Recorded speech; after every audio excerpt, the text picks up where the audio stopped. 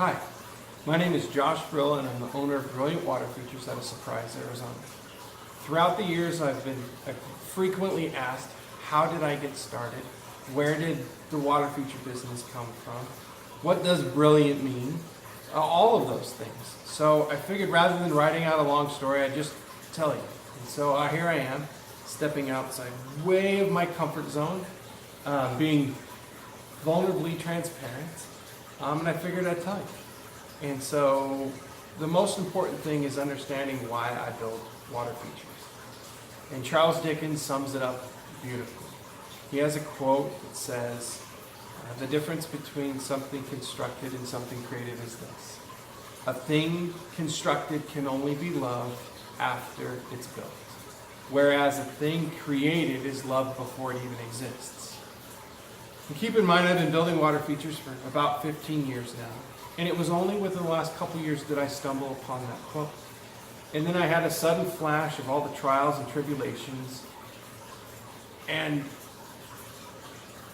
I struggle with the words to validate truly what that feels like. But that quote summarizes everything about why I do this. And I love building this. And so that is why I do this. And when I got started, where Brilliant comes from actually was a nickname I picked up in high school. I apparently was gifted, or whatever you want to call it, in shop class. I just knew what was going on. And the guys would call me, "Hey Josh Brilliant, hey Josh Brilliant, I need help. And so not only did I help them, I helped the teacher, and so on and so forth. And I attribute that giftedness, or that brilliant aspect, whatever you'd like to call it, to my grandfather. Grandfather was a master craftsman. As a kid, he taught me how to use a saw before power tools. He called it basic training. Exposed me how to build different things. He built an airplane, built a couple airplanes, built this house. All of that taught me patience. That taught me to love the craft, slow and steady. And so I believe I'm here large in part because of him. And so that's where Brilliant came from.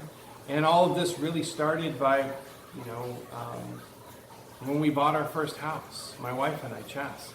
We bought our first house. It had this big niche in the walkway. You had nothing to fill it other than silly pictures and knickknacks and stuff that just didn't make sense. And we were walking through Home Depot one day and stumbled across, a water feature. It was a big old piece of stone and whatnot, but they wanted $650 for it, and the wall was big enough that I needed two. And I just really didn't have the energy or want to buy two. And so at the time, I had already graduated college. My college degree was in virtual design and construction, which meant, in short, I knew how to draw really well. I knew how to draw in CAD. I knew how to draw in 3D. My degree and work experience exposed me to architecture and design and construction and restaurants. And hell, I even did side work for a fire sprinkler manufacturer, designing the knickknack. So I knew how to draw and I knew how to build. So I jumped online and said, hell, maybe I could build one myself.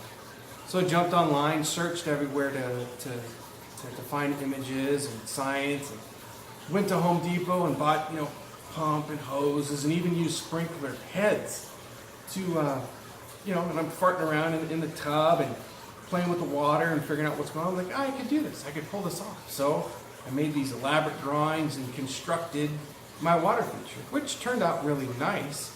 I was very, very happy with it aesthetically, but it didn't run for more than 20 minutes without creating a massive mess everywhere.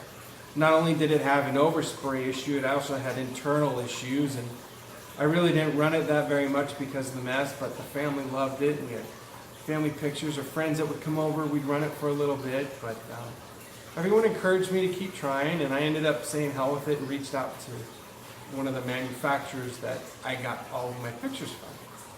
And I didn't know people did this, and I was still new in life, and so made this elaborate story that I was a big successful person, and I came across this, and I want to know what this would cost me, for this water feature. And I wish I still had the email, but the quote came back at $10,000. And funny enough, the The water feature I built cost twice as much of what it would have cost for two $650 water features. And it didn't work. So, I was still motivated by the interest of it. I still enjoyed my design work. I had my own house, so I could build and draw and whatnot. And then I got the wild idea to build one for my mom a year later. It was a third bigger than the one I had. Tall, 10 feet, real elaborate. Had my grandfather come help. It was a production. Shitty, so it didn't work either. It ran for less than 20 minutes because the water would just spill away. And it would have been great for outdoors, but what a mess. Then a year later, my ideas got a little bit richer, so I built one out of chainmail and built one for my grandparents. Surprised, it had really neat lighting. At that time, I was working for an architectural engineering firm, so I brought it in, showed it, lots of support. Again, made a big ass mess all over the floor. I couldn't run it. My shop was starting to build at the time, and so one day I was at lunch and I walked into this furniture store, and it had a huge, massive glass arched water wall, 10 feet tall, and a couple other fountains. And I'm taking stuff off, and my buddy's elbowing me, telling me not to. And anyway, the owner comes up. Turns out he's just a shady dude anyway. But we end up having a conversation, and he says he's got a couple people who are interested in what he's got in the bag, and so we hit it off somehow, and he gave me the contact info of these people, and I went and met with them in about, a month and a half's time period after having met him. I had sold 3 custom water feature jobs, totaling worth more than all of my college education. And I had never made one that worked. I don't know how I pulled that off. I conveyed competence, I guess, which I'm grateful for. And here I've got just pictures of stuff I've built with my desire to want to build and know that I was going to figure it out one way or another. And so here they gave me these big old checks. I started all the design work, sent it into the fabrication to be built. And I come up with the idea, I need to make something so that by the time these come out of production, we've at least made a couple that even work. So then I went back to the drawing board and drew up some production models, which actually the one behind me is now an offspring of that original idea. And so we built probably 4 or 5 of them, lots of messes, filled it up with water, immediately leaked out. But thankfully we got it done. We got it built. We had a couple, 5 or 6 that were built and worked. So by the time we were installing these bigger, very expensive ones, they worked. That doesn't mean we didn't learn through the process. Our first piece of glass that we were installing here in the shop, we hit the corner, the tempered glass exploded everywhere. Took a big old chunk out of my forearm, hit my brother in the face. It was hell, damaged the surface of the stainless. And here we were supposed to go do this install in the client's house a week later. And keep in mind, all of this is done outside of the day job. So all of the work that we're trying to figure out is late nights. It's on the weekends. It's during the lunch hour. All of that kind of stuff. And so we really got committed, ended up teaching ourselves this. And I don't even know, I would never, personally, I couldn't have trusted an early 20-somethings kid coming into my house selling me this stuff. And so, again, looking it back in my head, thinking about it, I'm so thankful, so grateful that they allowed me to do that. Then ultimately we made it, and they were incredible. And one of the guys ended up telling me, he goes, I had 3 or 4 people come out to do this. They all told me it couldn't be done. But there was just something about what you said you could do. I really believed you. And it turned out great. I mean, we did flood his house one time because we used the wrong piece. But this was in the beginning. He was so nice about it. But he let us keep going.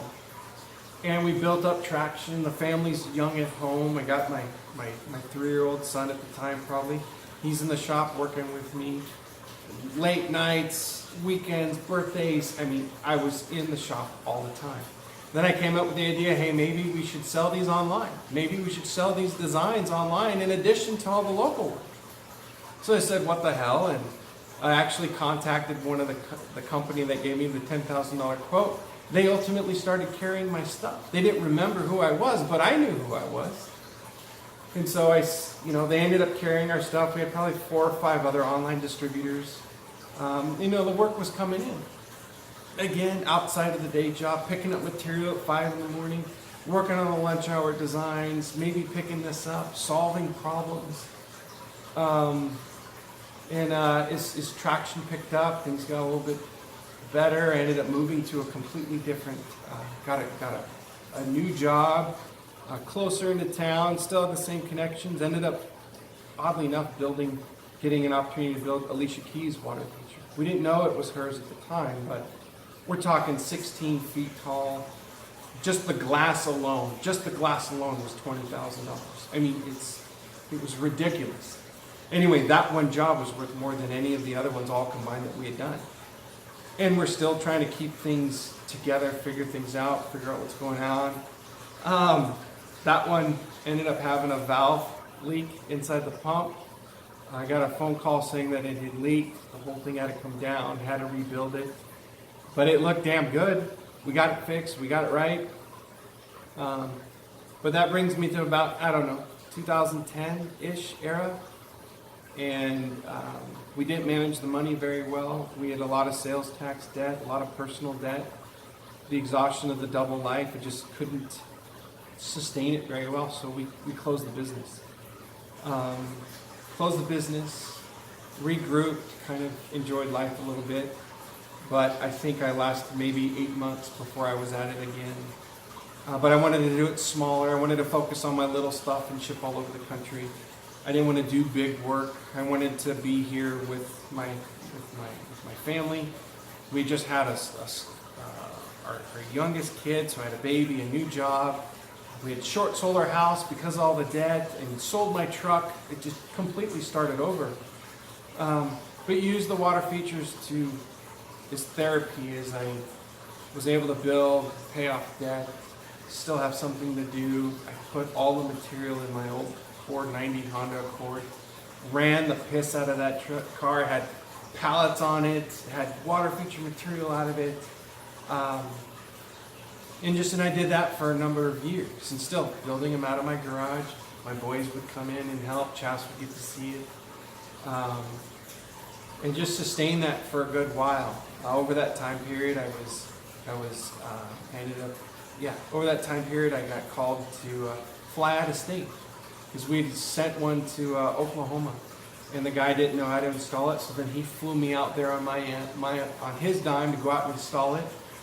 Took time off of work to pull this off, and did all of that. Found a lot of joy in it. And then it got to the point where it was just like, okay, the kids are old enough, work is becoming more stressful. Now I'm not designing restaurants, now I'm designing hospitals and complicated operating rooms and prisons. And the work and technology increased substantially. And I got burned out. And so I quit again. And quitting again, but I kept the LLC open. I got rid of all my tables, got rid of my water feature wall, all that kind of stuff.